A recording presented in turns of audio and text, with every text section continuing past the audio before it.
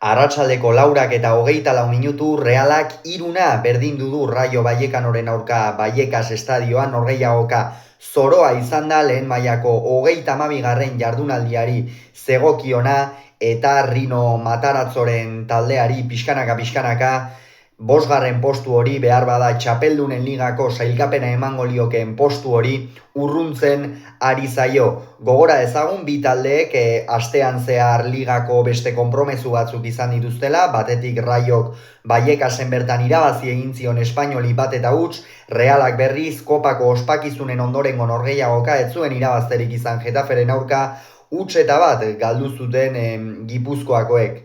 Horiek horrela, Iñigo Perezek eta Rino Matarazzok honako 11 hauen aldeko apustua egin dute. Batetik Iñigo Perezek Dani Cárdenas izan da atepean, atzealdean lauko lerroan Ratiuk jokatu du eskuinetik, Txabarriak ezkerretik, Nobel Mendi eta Lejen izan dira atzealdearen erdialdean, Pate Zisek eta Unai Lopezek osatu dute Euskarri bikoitza, Isi Palazon kapitaina erdipuntan izan da, eskuinetik Iliase jokatu du ezkerretik Carlos Martinek eta puntan Sergio Camello izan da. Reala berriz lau-biko sistemarekin irten da zelaira, Remiro izan da atepean, atzealdean lauko lerroan Aramburu jokatu du eskuinetik, ezkerretik Sergio Gomezek, Txaleta Txar eta Jon Martin izan dira atzealdearen erdialdean, zelai erdian Turrientes eta Carlos Soler izan dira, hegaletan Take Kubo jokatu du eskuinetik, Ander Barrenetxeak ezkerretik eta puntan Mikel Oyarzabal kapitaina eta Horri Oskarson izan dira, epailea Guzman Mansilla izan da, Pulido Santana izan du laguntzaile barrean eta norgehiagokaren analisia egiten goazen enean entzungo duzue edo interpretatuko duzue epailea gaur nola egon den. Beno, norgehiagoka hasieran Realak ongi sartu da, baloia eduki nahi izan du lehen minutu horietan Matarazzoren taldeak, baina batez ere vertikal jokatu du. Egia da, normalean protagonista izaten diren zenbait jokalari bilatzeko arazoak izan dituela gaurkoan Realak, batez ere Take Kubo bilatzeko, hor Rayoko atzealdeak oso ongi zainduta eduki du Japoniako jokalaria, eta horregatik zelai erditik jokatzen saiatu da hasierako minutu horietan. Ander Barrenetxeak ere protagonismo handia eduki du, konfiantza handiz dago Donostiako jokalaria, kopako finalean gola sartu zuenetik gorantza datorren nabarmen, eta ikusiko duea denboraldi amaiera honetan zer moduz aritzen den. Baina partidako lehen aukera berak izan du, egia da lehenengo aukera horretan ez duela angelu handirik izan Cárdenasen aurrean, baina Rayok iaia atzealdeko despiste hori, hasieran lokartze hori iaia garesti ordaindu du. Minutuak aurrera joan ala Reala erosoago zegoen zelaian eta gainera gauza bat zegoen garbi. Area erraz zapaltzen zuela Realak eta Rayok atzealdean Realaren erritmoari jarraitzeko arazoak zituela. Reala azkar ari zen baloia mugitzen, erasoan Sergio Gomez askotan sartu da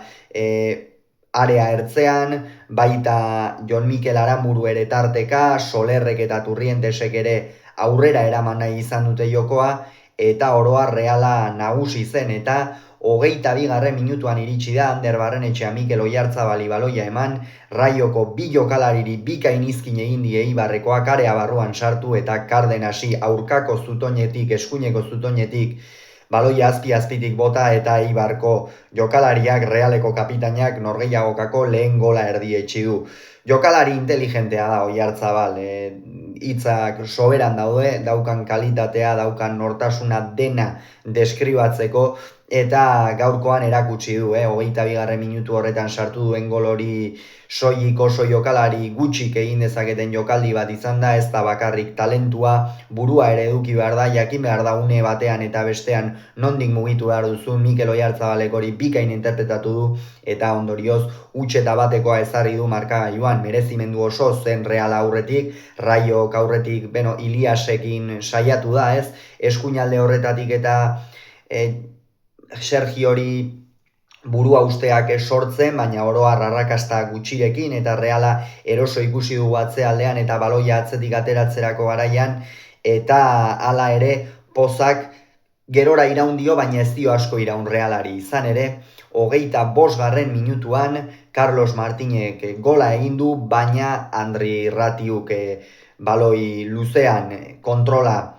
eskuarekin egin du, lehenik eta behin epailearen arabera, eta horren ondorioz gola balio gabe utzi du, ongi balio gabe utzitako gola izan da Guzman Mansillaren aldetik, eta ondorioz markagailuak hutseta bat jarraitu du, hala ere Realak ikusten zen, ez zuela despistatzerik, Raio denaren bila joango zen, gainera asko dute jokoan hurrengo norgehiagoketan, eta gaurkoan ere bazuten Vallecasekoek, eta horregatik hortzak zorroztuta irten dira Inigo Perezen mutilak, baina hala ere 30. minutuan Sergio Camellori baloia iritsi zaio, bikain egin die izkin bai Sergio Gomezi eta baita Txaleta Txarri ere, eta Sergio Camellok, Rayo Vallecanoko aurrelariak, gol aparta egin du, haze 2 gol ikusi ditugunak lehen zatian, eta haze 2 jokalarirenak, Sergio Camello ere Rayo Vallecanorentzat jokalari oso garrantzitsua, eta hortikan aurrera saiatu da, Reala kuboren bitartez, kubo pixkanaka jokoan gehiago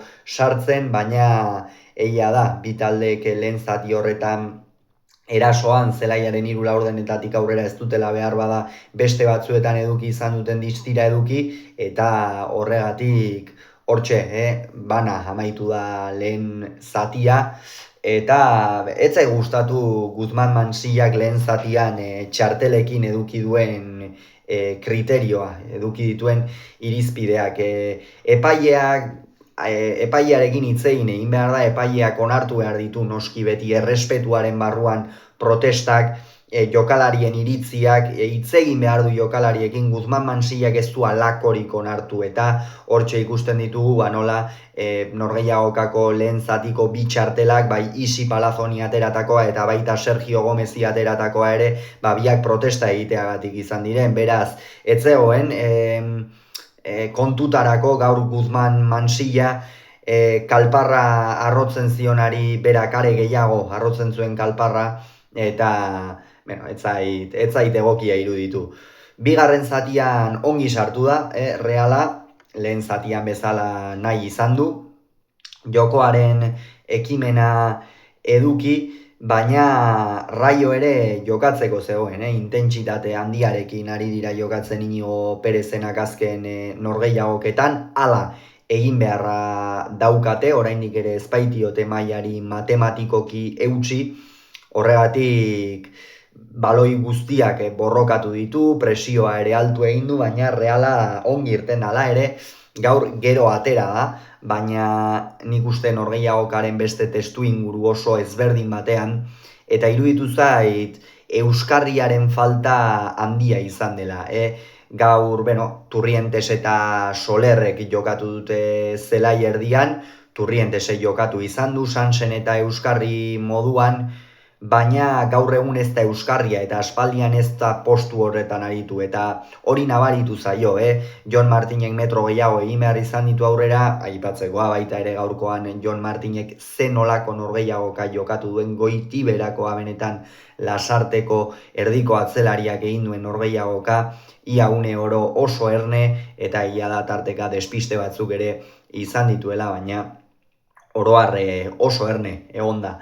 Eta hor, aldaketa hirukoitza egin du, eta Realak hor lehen golaren ondoren kosta zaio Realari aurrera egitea, kosta zaio arean sartzea, baina Susic, Marin eta Oskarson, Sergio Barrenetxea eta Kuboren ordez irten direnean beste irudi bat eman du taldeak, beste sakontasun bat erakutsi du baloiak arean eta sartzen, eta hori funtsezkoa zen, ikusi baita lehen zatian ere, area barruan zenolako mina egin duen Realak, eta horren errudun nagusietako bat Pablo Marin izan da, bera sartu denerako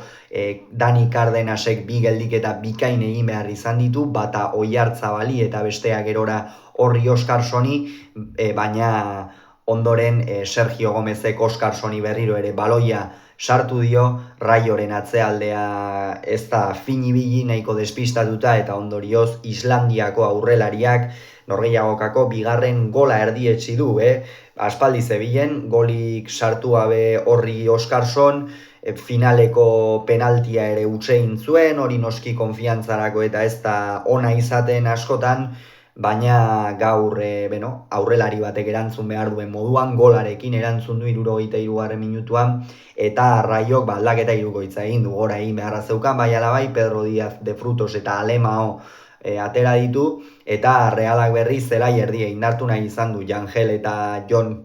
Gorrotxategirekin, Oskarson eta Turrientesen ordez irten dira, eta hor ikusi da, norgehiagokaren testu inguru horretan, bi taldeen asmoak zein ziren, batetik Raiorenak aurrera egitea eta ahalik eta sakontasun gehien bilatzea, eta Realaren berriz zelai erdian egon eta albalimazen kontra erasoren batean edo gola sartu edo bintzat aukeraren bat sortzea. Eta 79. minutuan, orain arte nik behintzat ez dut ikusi, behar bada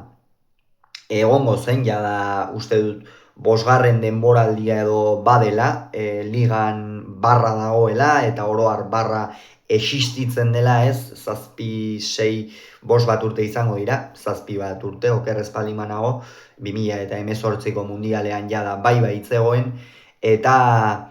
hor zer gertatu da, lehenik eta behin Andrei Ratiuk penaltia indiola Pablo Marini, gero Raiok kontraeraso horretan jokaldi horren ondorengo kontraerasoan gola egin du, baina epaileak balio gabetu egin du eta gainera Realari penaltia adierazi dio. Ongi adierazitako penaltia iruditu zait, baina Guzman Mansillak zuzenean ez ikustearen ondorioz sekulako anabasa sortu da, denbora ugari galdu da, tentsioa areagotu egin da zelaian, hor Takeku hori eta Nobel Mendiri ere txartelak atera dizkio epaileak,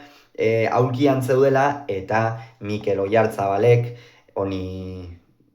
ez dio dardar egin pultsuak, ez dio dardararik egin,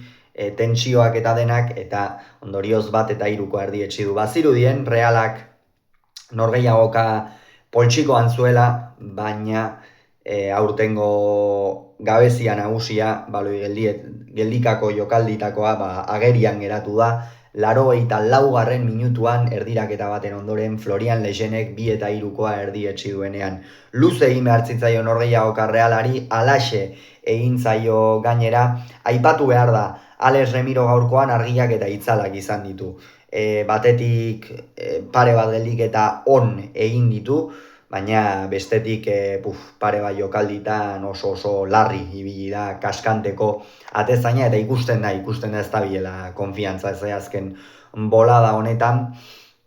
Eta minutuak aurrera joana da, Raiok estutu du, Reala atzean, Reala nekatuta zegoen, hori nabaria zen, eta hain zuzen ere 80. minutuan, 11 minutu luzatu baititu, hau ongi egin du Guzman Mansillak esate baterako, 11 minutu luzatzearena, eta ez lehengoan Busquets Ferrerrekanoetan egin zuena, Getafe behin eta berriro denbora galduz eta etzen oso minutu gutxi jokatu ziren eta 5 besterik ez zituen luzatu lehen zatian, hause izan da luzapen eredugarri bat, eta horixe, hor 89. minutuan Aranburu ez dakit ni zertan pentsatzen ari zen, jada pentsatzen zuen norgehiagoka irabazita zegoela edo amaituta, baina ez dio jarraitu ere egin Raio Vallecanoko jokalariari, erdiraketa jarri, eta Pedro Díazi, Pedro Díaz bera zen, Pedro Díazi ez dio jarraitu ere egin, baina bikain sartu da Raioko euskarria barruan, partida bikaina jokatu du, bigarren zatian atera da, baina oso baliagarria izan da Raiorentzat puntu ateratzeko, eta Alemaok bakarrik, Remirok ere ez du ongi neurtu, jada aurretik ere pare bat jokaldi zalantzat izan ditu Remirok, eta hau jada, honetan jada estanda egin du ez, eta Alemaok 3 erdietsi du. Hori izan da norgehiagokako azken gola, baina ez polemikoena. Polemika azken jokaldian etorri da. Lehengoan kopako finalean, Albero Larrojasek zuzenean adierazi zuen, Musok Ukabilarekin Gonzalo Guedesi muturrekoa eman izana. Zuzenean adierazi zuen. Gaurkoan epaileak ez du adierazi ere egin. Remiro oso gaizki irten da, orain ez dut gogoan zein jokalari zen, ez dakit Ilias zen, orain ez dut gogoan, baina muturrean eman dio erabat, ez da baloiaren bila joan ere egin, baloia oso alduta zuen, eta ia da bai azken impulso horretan irtentzarenean jada gelditzeko betarik ere ez duzu, baina penalti adierazi behar zuen, ez du adierazi, eta Rayo Vallecanoko jokalarien haserrea ulergarria benetan, eta Guzman Mansilla eskas, trakets gaurkoan oso jokaldi gutxitan asmatu du, norgehiagokaren kudeak eta ere ez du ona egin, eta gainera isi bera